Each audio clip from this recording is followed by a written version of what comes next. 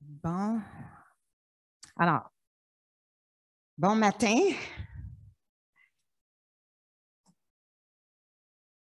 Ce matin, comme introduction, j'aimerais revenir sur un texte qu'on a exploré ensemble il y a plusieurs semaines, qu'on a revu dans notre groupe biblique. Et oui, on va le revoir une troisième fois.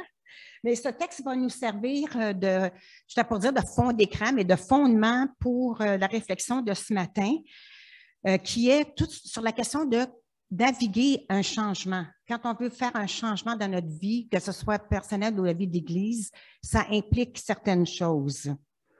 Donc, on ne va pas lire tout le texte parce que on va manquer de temps, mais j'ai sorti les éléments essentiels, surtout qu'on l'a déjà vu le texte. C'est Jean 15, 5 à 17. Fait que si tu veux me le sortir. J'ai extrait juste quelques... OK, le prochain. C'est bon. Alors, Jean 15, verset 5. « Je suis le cep, dit Jésus, vous êtes les sarments. Celui qui demeure en moi et en qui je demeure porte beaucoup de fruits, car sans moi, vous ne pouvez rien faire. » Verset 7. « Si vous demeurez en moi et que mes paroles demeurent en vous, demandez ce que vous voudrez et cela vous sera accordé. Comme le Père m'a aimé, je vous ai aussi aimé, demeurez dans mon amour. » Et le verset 16, « Ce n'est pas vous qui m'avez choisi, mais moi je vous ai choisi et je vous ai établi afin que vous alliez et que vous portiez du fruit et que votre fruit demeure, afin que ce que vous demanderez au Père en mon nom, il vous le donne. » Et on avait ressorti l'élément de demeurer attaché au cep, hein, qui nous nourrit, demeurer vraiment attaché, de rester, de se poser en Christ, que ses paroles puissent demeurer en nous, de demeurer dans l'amour de Dieu, parce que c'est ça qui nous donne stabilité et confiance. Mais puis on a en contrepartie demeurer, mais aller porter du fruit. On porte les fruits que le cep permet de porter. C'est pas nous qui on fait pas de... On a des choses à faire, mais le produit du fruit vient d'être attaché au cep, de se nourrir de la parole, comme les plantes se nourrissent du soleil et de la pluie, comme on a eu hier. Donc, on va regarder, on a parlé de demeurer et d'aller. On s'est donné une vision d'Église en avril dernier. Et on a adopté une nouvelle vision pour nous aider à regarder vers le futur pour les 5 prochaines années, où est-ce qu'on voulait être, qui on voulait être, qu'est-ce qu'on voulait faire. On a discerné qu'on était prêt pour nous orienter un peu différemment, de mettre plus de focus et d'intentionnalité à développer nos relations extérieures. Le demeurer, on l'y a travaillé et on va continuer à le travailler. Hein? On ne peut pas aller puis se détacher. La source de tout ce qu'on est, de tout ce qu'on va faire, vient du fait de demeurer. Donc, on a décidé qu'on voulait mettre un peu plus d'accent dans les prochaines années sur aller. On a le désir vraiment de répondre à l'appel de Jésus d'aller et de porter du fruit. On le fait déjà. Ce n'est pas qu'on ne le fait pas. Mais là, on va mettre un petit peu plus d'énergie, de focus dans ce sens-là. On parle de priorité, en fait. On va prioriser un petit peu plus, on priorise un petit peu plus, que ce soit au niveau de l'enseignement, des activités, un peu plus dans ce sens-là, de vouloir trouver des façons de proclamer, de toucher les gens par l'Évangile. Changement. Le changement, c'est jamais facile, en général. Les changements que nous, on décide de faire, habituellement, c'est pas mal de fun. Les changements imposés comme la COVID, c'est moins fun. On aime un petit peu moins ça. Mais même quand on sait les bénéfices de faire un changement, par exemple, hein, on veut avoir de meilleures habitudes alimentaires, on voit les bénéfices, on le sait très bien. Mais quand on passe devant un bol de chips ou une barre de chocolat, dépendamment si on est sucré-salé, on voit facilement que même si on sait qu'il y a des bénéfices, c'est pas toujours évident d'aller de l'avant dans ce sens-là. Donc, ce matin, on va regarder un modèle. Moi, j'aime ça des modèles. Pour ceux et celles qui me connaissent, vous savez, là, dans ma tête, c'est éparpillé partout. Donc, pour moi, des modèles, ça structure ma pensée, ça m'aide à me situer.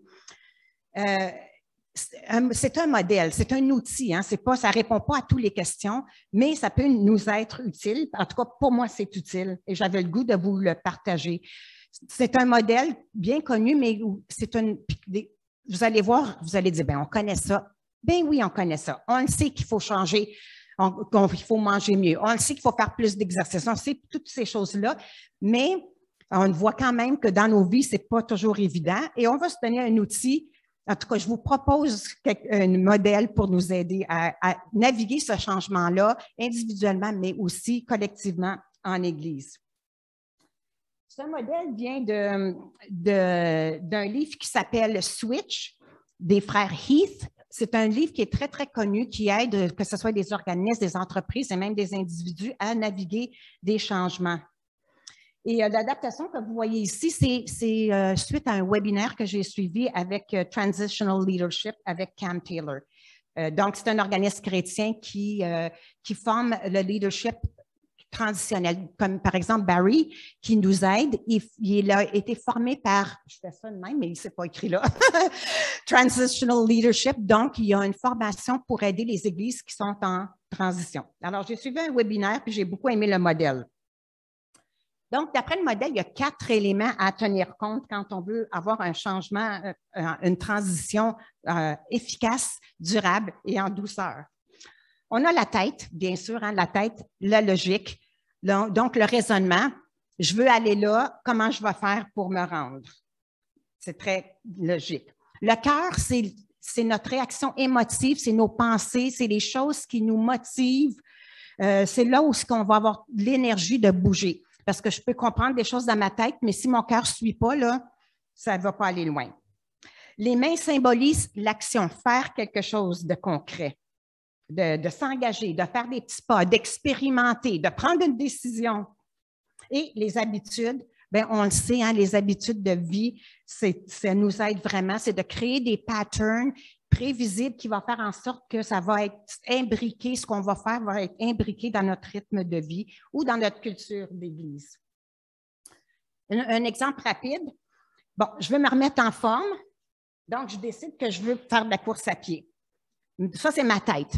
Bon, OK, c'est logique, je veux me mettre en forme, je vais courir. Pour faire ça, bien, je vais me trouver un programme, je vais me trouver une technique pour savoir comment courir comme il faut, puis je vais m'acheter une bonne paire de running. Ça, c'est de la tête. Bien là, le matin, il faut que je me lève. Il fait pas, il pleut, c'est frais, je suis tout dans mon lit douillet. Tout à coup, ça me tente un petit peu moins. Je suis tellement bien dans mon lit. Et là, on voit le tiraillement qui commence entre la tête et le cœur. On va changer de diapo. Une autre illustration que j'aime beaucoup, la tête qui est représentée par le petit monsieur qui conduit, puis le cœur, c'est le gros éléphant, là. Hein? Je veux bien courir, mais mon goût de rester couché, d'être douillet, de ne pas sortir de ma zone de confort, ça me tiraille en titi. Et si on ne va pas dans la même direction, on a un problème. Hein? Ce n'est pas évident que le petit bonhomme va faire bouger ce gros éléphant-là. Par contre, si cet éléphant-là, il est motivé d'aller dans la direction, hey, ça va-tu bien aller? Hein? Le petit bonhomme, il n'y a pas grand-chose à faire par la suite, là. C'est parti. Donc, la motivation et l'énergie de bouger vient aussi du cœur, de notre façon de voir, de penser. Bon, je ne vais pas me lever le matin, ça ne me tente pas. Ça, je peux me nourrir ça. Et ça va faire que mon éléphant, il va rester bien couché en dessous des couvertes. Mais je peux nourrir ma motivation. Je me rappelle pourquoi que je veux le faire. Je le sais, là, je me vois, je finis ma course, puis je le sens, la fierté. Je suis fière d'avoir fait ça parce que moi, là, je suis la personne la plus sédentaire, peut-être pas au monde, là, mais pas loin. Je ne suis pas une sportive, je n'aime pas bouger de nature. Fait que si je le fais, après, je peux vous dire que je vais être contente, que je vais être fière. Puis je pense aussi comment est-ce que ça va faire du bien à ma santé, parce qu'on le sait, je l'ai déjà expérimenté avec d'autres choses, que quand on est en bonne forme physique, ça fait du bien corporellement, mais ça fait du bien aussi à mon état d'âme, etc. Donc, je me nourris de ça et ça me motive. Puis aussi, je me dis, j'aimerais ça dans 6 mois, faire un 5 km avec ma fille puis ma petite fille de 16 ans. Hey, ça serait-tu le fun au bout des 3 ensemble, les 3 générations? Ah ben là, je suis debout. Donc, la motivation, elle vient vraiment du cœur. Les choses qui nous nuisent, ils sont là aussi, il faut en tenir compte. Donc, l'objectif, c'est que l'éléphant et le conducteur aillent dans la même direction. Ça va aller beaucoup mieux. Hein? Donc, les mains, qu'est-ce que je fais pour aller de l'avant avec mon projet? Bien, je trouve mon programme, j'apprends la technique, puis une autre chose que je fais aussi, c'est que je fais les premiers pas. J'attache mes running, oui. Oui. Puis, le programme dit, regardez bien ça, première chose, on marche 5 minutes pour se réchauffer, là, bien, on court 1 minute et on marche 1 minute. Puis, on fait ça 3 fois. On ne court pas 1 kilomètre, on ne court certainement pas 4, puis encore moins 5. Tout petit pas. Et c'est parce que si je fais des grands pas, on le sait, hein, je vais m'écœurer avant même de commencer. Même, je ne commencerai même pas, parce que ça va être trop compliqué, trop difficile. Donc, des petits pas. Et pour m'assurer que je vais courir, je crée des habitudes de vie. J'ai décidé quelle journée, à quel moment de la journée que je vais courir, et c'est ça. Je ne me pose pas de questions, je ne me demande pas quand je me lève, est-ce que ça me tente. C'est enregistré dans mon horaire et à force de le faire, c'est vrai qu'au début, ça demande un effort. Puis c'est là que j'ai besoin de dire à mon éléphant, hey, pense-y, là, tu vas être en forme, pense à Marie-Ève, vous allez courir ensemble, etc., etc. Et une autre chose que je fais, je mets mon linge déjà prêt le matin. Fait que ça, c'est un obstacle de moins parce que j'y pense pas que je pourrais peut-être mettre mes jeans, puis faire un genre de transition. Non, mon linge est prêt, je le mets, je ne me pose pas la question. Donc, je crée des habitudes, puis vous imaginez le reste. Ça devient de plus en plus normal, ça fait partie de ma routine. Et les habitudes ont cet avantage-là qu'on n'a pas besoin de mettre une énergie fou à se battre contre nous-mêmes, à essayer de tirer le gros éléphant pour aller dans une direction. Il y a un automatisme qui se crée et ça devient de plus en plus facile. OK, c'est beau, là. On a parlé de courir, on parle de moi, d'une personne, mais qu'est-ce qui arrive de nous, la clairière? Comment est-ce qu'on va appliquer notre vision? Comment qu'on va bouger l'éléphant? Comment est-ce qu'on va aller de l'avant un peu plus que qu'est-ce qu'on fait déjà? Bien, premièrement, on sait que l'Église, ce n'est pas le bâtiment, c'est moi, c'est vous, c'est chacun et chacune d'entre nous qui sommes ici. Donc, on va regarder la tête. On peut peut-être revenir à... Oui, c'est ça, merci. La tête. À quoi est-ce qu'on rêve? Qu'est-ce qu'on rêve ici, hein? Qu'est-ce qu'on s'est donné comme vision? Bien, on veut voir notre communauté grandir. Pas parce qu'on veut voir bien du monde à l'Église, bien oui, en quelque part. Mais c'est parce qu'on veut voir des gens goûter l'amour de Dieu comme on y goûte. Qu'ils vivent la transformation, la guérison, etc., comme nous, on le vit. C'est ça notre motivation. C'est ça qu'on a dans la tête. OK? On veut faire ça? Comment? Bien, il faut proclamer l'Évangile. C'est un moyen, on s'entend, hein? Il n'y a pas juste ça, mais on s'est dit que c'était là qu'on mettrait un peu plus notre énergie. Le cœur. Bien là, on le sait, hein? C'est l'endroit souvent négligé parce qu'on se dit, OK, on a ça à faire. Puis là, on commence à vivre des choses, puis on dit non, on s'en va par là. Ça c'est le petit bonhomme là, qui essaie de tirer l'éléphant dans une direction. Puis l'éléphant, il y a toutes sortes de choses qui passent dans sa tête. Il veut aller manger les fleurs sur le bord du chemin quand on s'en va vers les bananes. Donc, on a des choses qui nous motivent, on a des choses qui nous inquiètent ou qui nous dérangent. Moi, là, ce que je vois le désir. Notre désir, ça n'est une motivation d'aller et de faire connaître Dieu aux autres. Puis on le fait déjà, mais on veut me faire un pas de plus. On le sait, c'est quoi cette joie-là de voir quelqu'un se questionner par rapport à Dieu, commencer à rechercher Dieu dans sa vie, puis même aller jusqu'à vouloir suivre Jésus. On le sait là, comment est-ce que c'est bénissant, et pour la personne, mais pour nous aussi. On peut se nourrir de ce souvenir-là ou cette expérience-là. Mais c'est surtout le privilège de pouvoir contribuer à la réconciliation d'une personne avec Dieu, de goûter son amour, son pardon et sa guérison. Mais je vois aussi des choses qui nous font hésiter, qui nous retiennent, qui nous ralentissent. Pourquoi je le vois, je l'entends, mais je le vis. Je le vis. Mon passé fait en sorte que juste le mot évangélisation, il y a un an, là, me donnait des frissons dans le dos, puis pas des frissons de joie. OK? C'est pas quelque chose que j'anticipais avec bonheur. Je voyais plein d'obstacles, etc. Donc,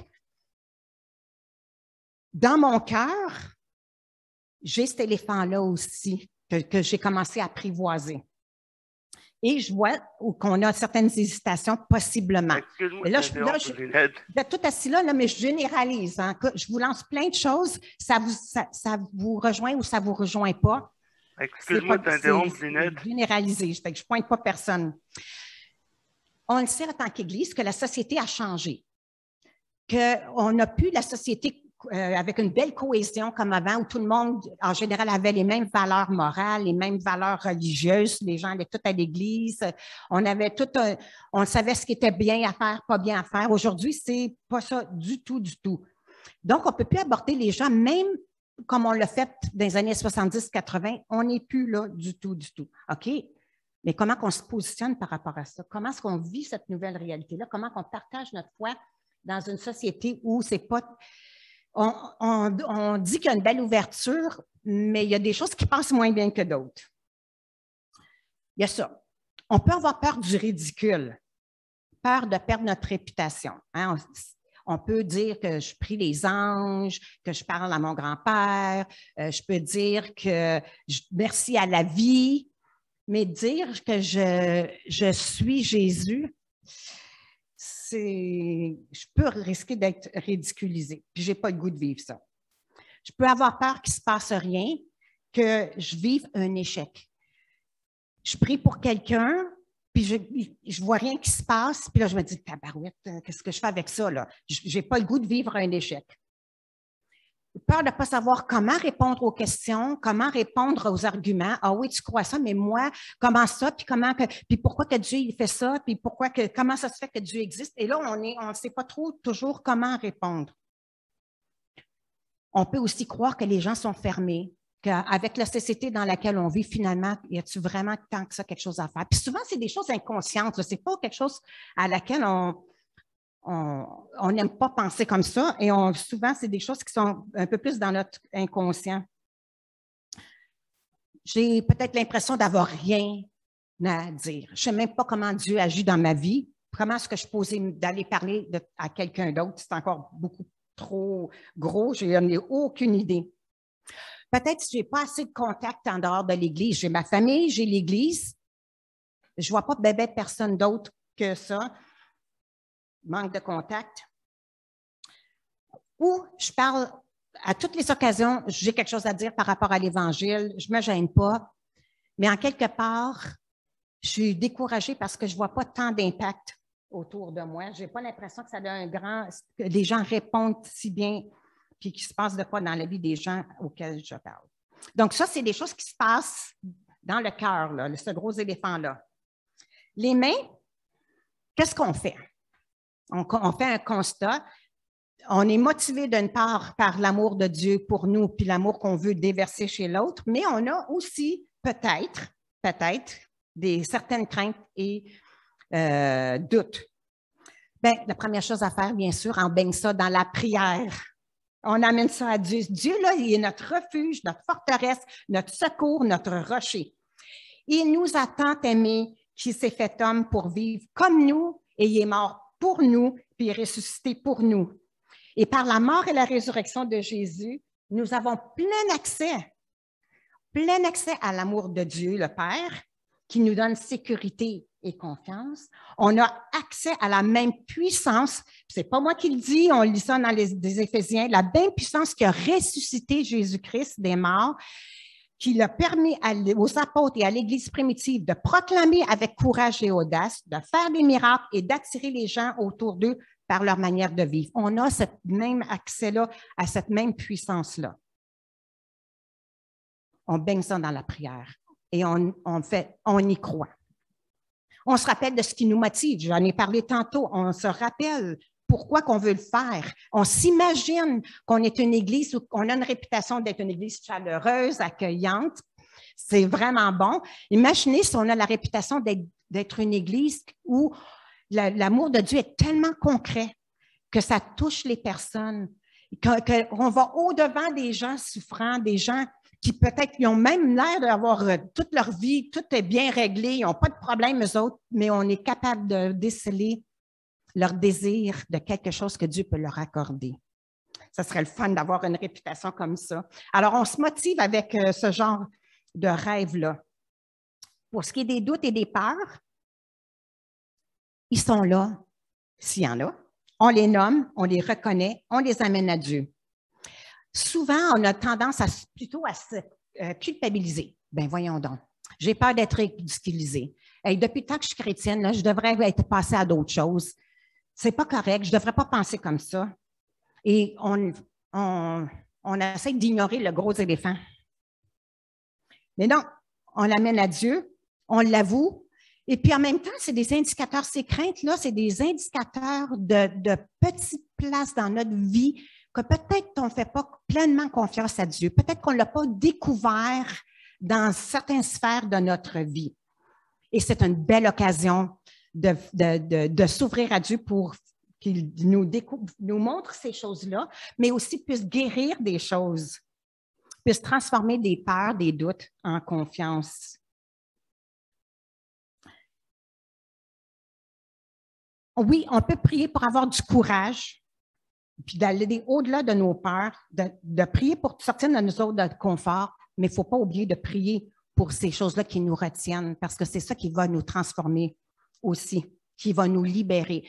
Quand on est libre, on a de l'énergie, de l'espace pour être créatif, puis pour bouger. Si on est dans la crainte ou dans les doutes, on est plus en repli. Ce n'est pas qu'on ne fait pas, mais c'est plus, l'énergie est moins là, c'est un petit peu plus difficile, on est un petit peu plus restreint. Donc, on fait un petit pas de plus, une petite chose différente. Moi, j'aime l'idée d'expérimenter. On essaye des choses. Je prie à Dieu, j'essaye des choses. Exemple. Qu'est-ce qu'on peut faire? Juste des petits exemples pour donner des idées. J'ai rien à dire. Supposons que je me dis, j'ai rien à dire, je ne sais même pas qu'est-ce que Dieu fait dans ma vie. Je peux demander à quelqu'un de m'accompagner, jaser avec la personne, puis dire, mais je ne vois pas Dieu à l'œuvre dans ma vie. Je peux vous garantir que la personne que vous choisissez, à qui vous avez confiance, va vous montrer, va vous aider à voir, ben, tu sais, ça, regarde, quand tu m'as parlé de telle affaire, ça pourrait être une chose de plus que vous pouvez faire. Une autre chose, à la fin de la journée, vous vous asseyez puis vous refaites votre journée avec Dieu. Vous vous asseyez tranquille puis vous dites, bon Dieu, je ne te vois pas à l'œuvre dans ma vie, là. Qu'est-ce qui s'est passé aujourd'hui? Puis montre-moi où est-ce que tu es dans tout ça. Et je fais ça pour commencer à m'asseoir puis de voir comment il intervient dans ma vie. C'est des petites idées. Je ne sais pas comment aborder les gens. On va avoir une formation, j'espère bientôt, sur Évangile langue seconde, qui est une option, pas la seule, qui peut nous aider à nous équiper un peu. Pour moi, une des choses, quand on parle de petites choses, là, dans ma situation à moi, parce que ça, c'est mon histoire, la vôtre va être certainement différente, c'est une chose aussi banale que quand moi et Guy, on livre des paniers alimentaires chez les gens, de sortir de l'auto pour leur parler. Moi, je suis préoccupée, je suis dans ma bulle, je pense à la prochaine affaire, nanana. Guy sort donner les paniers, mais quand j'ai commencé à réfléchir à l'idée d'aller au-devant des gens, je me suis rendu compte, aussi banal que ça peut être, que je pourrais au moins sortir de l'auto puis commencer à jaser, si on peut jaser. Et depuis ce temps-là, ce que ça a permis de faire, c'est qu'il y a deux personnes, une personne qui était en grande détresse, qui a pu partager, puis j'ai offert de prier pour cette personne-là, puis j'ai eu une deuxième personne. Mais ça a fallu que je sorte de mon auto. Fait que des fois, tu sais, on voit ça, on voit un évangéliste qui parle de l'Évangile, mais des fois, on a besoin de faire un beaucoup plus petit pas, mais c'est quand même un pas en avant. Mais ça, c'est mon histoire. Hein? On ne parle pas ici là, de créer une façon de faire généralisée que tout le monde doit suivre. On est tous différents, on a des histoires différentes, on n'est pas rendus à la même place, on n'a pas les mêmes aptitudes, peu importe. Alors, chacun a son histoire et Dieu nous équipe chacun à notre façon. Les habitudes, bien, on a dit hein, que créer des habitudes, ça permet de développer des réflexes, des façons de faire en Église qui nous permettent de cheminer sans être toujours obligé de se réinventer, on pourrait dire. Donc, on choisit des choses, puis on passe à l'action et on persévère. On persévère. Une des choses que moi, j'ai commencé à faire aussi, c'est que le matin, je me positionne. Moi, j'aime ce mot-là. En tout cas, il faut que je me place quelque part parce que je suis comme ça. Je me positionne dans ma tête, mais aussi physiquement. Puis, je me rends disponible à Dieu. Que j'entende quelque chose, que je n'entende pas quelque chose, que ça me tente, que ça ne me tente pas. Excuse-moi de t'interrompre, Ginette. Il y a des bénéfices à ça. Puis quelquefois, il y en a qui sont déjà tangibles, je n'en ai vu. Mais des fois, il ne se passe pas grand-chose. Mais je suis là, je suis disponible pour entendre Dieu, puis voir qu'est-ce qu'il me réserve pour la journée. Parce que sinon, je pars ma journée, puis j'ai fait un certain bout, mais après ça, tout le reste de la journée, c'est difficile pour moi de voir toujours Dieu à l'œuvre. Donc, je prends le temps de faire ça. Fait que ça, c'est juste une petite chose que je fais qui est un petit pas aussi pour m'aider puis que je crée une habitude qui devient facile à faire par la suite. Là, il y en a peut-être qui vous disent hey, je suis même pas rendue là. Je suis même pas rendue là. Je sais même pas c'est quoi ma relation avec Dieu. Je sais même pas si je suis en relation avec Dieu. Je suis même pas sûre par rapport à moi-même. Si c'est votre cas, je vous invite à ce moment-là de faire un petit pas vers Dieu parce qu'il vous attend patiemment, ardemment. On a dit dans les annonces que le 6 novembre prochain, on va avoir une première matinée où on va commencer à mettre ensemble des pas d'action. Alain en a parlé tantôt, pour avancer notre vision. En tant qu'Église, que pouvons-nous mettre en place pour s'équiper? Comment s'encourager dans cette vision? Comment pouvons-nous nous soutenir les uns les autres? Comment pouvons-nous rejoindre des personnes? Comment? On se donne des moyens. C'est pour ça qu'un plan directeur, c'est tellement important parce qu'on a des bonnes intentions, on a des motivations, on a des désirs, mais il faut bouger après. Et si on ne sait pas ce qu'on s'en va, on ne sait pas comment y aller, bon, qu'est-ce que vous voulez, hein? On ne peut pas faire beaucoup de chemin. Mais comme j'ai dit, on le met ça dans la prière parce que nous, on suit Jésus. On ne tire pas Jésus dans nos projets, là. On se met à l'écoute. On se met à l'écoute les uns des autres. Nous, la Clairière, on est dans une famille anabaptiste qui croit vraiment à ce que le discernement vient de la communauté. C'est nous ensemble qui discernons ce que Dieu veut pour nous. Donc, venez réfléchir à ce que nous pouvons faire dans les prochains mois pour réaliser cette vision. Priez, parlez-en avec d'autres. Moi, là, je suis un extraverti, si jamais vous n'en étiez pas aperçu. C'est en parlant. Je vais me prendre une marche avec Lucienne, j'en parle avec ma soeur, j'en parle, et là, ça nourrit. Ça m'amène des questions, ça m'amène des pistes de solutions, ça m'aide à brasser des idées. Amenez vos idées. Si vous n'avez pas d'idées, venez pareil. Vous avez une opinion. Si vous n'avez pas vraiment tant d'opinions que ça, vous allez soutenir ceux qui en ont, vous allez écouter, vous allez encourager. Puis vous allez être encouragé, puis vous allez encourager par votre simple présence, puis bien sûr par votre prière. En terminant, ma prière, c'est que chacun et chacune d'entre nous ici puissent faire un tout mini petit pas de plus que qu'est-ce qu'on fait. Peut-être un petit peu plus d'écoute sur mes propres réactions, peut-être un petit pas de plus vers Dieu, un petit pas de plus vers l'autre. Le courage et l'audace, c'est de faire ce tout petit pas, ce tout petit geste. Prions. Seigneur, on reconnaît que tu es le cep et que c'est à toi qu'on veut s'accrocher. C'est avec toi et en toi qu'on veut demeurer. Et on reconnaît aussi que tu demeures en nous. On veut goûter et demeurer s'enraciner dans ton amour parce que c'est ça qui donne l'énergie, la motivation ensuite d'aller.